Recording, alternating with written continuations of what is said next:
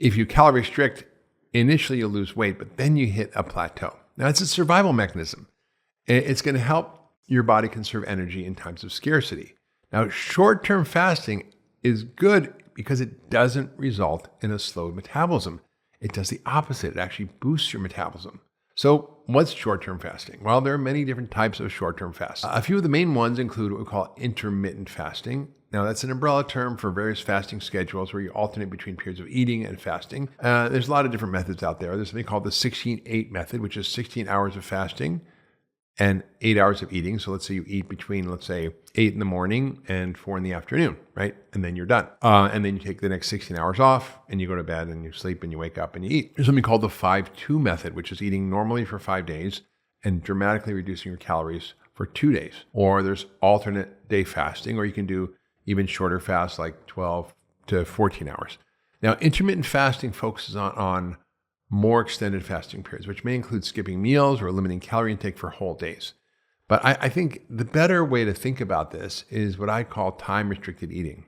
And it's a specific form of intermittent fasting that emphasizes eating all your daily meals within a consistent window of time, like 8 hours, 10 hours, and fasting for the rest of the day, like 14 to 16 hours. Unlike other forms of intermittent fasting, time-restricted eating focuses more on aligning eating with the body's natural circadian rhythms and ensures all meals are consumed within a set time frame each day. You can do 12-12 fasting, 12-hour feeding window, where all your calories are consumed, followed by a 12-hour fasting period where food intake is restricted. So basically you would be fasting after dinner from 8 p.m. to 8 a.m. the next morning. I mean, everybody could probably do a 14-hour fast. Basically, you eat dinner, you finish at, let's say, 6 o'clock. That means you can eat breakfast at 8 o'clock the next morning. Calorie restriction is not a requirement. It can be a side effect of condensing your daily food intake to a shorter time window because you just have enough time to eat that many calories.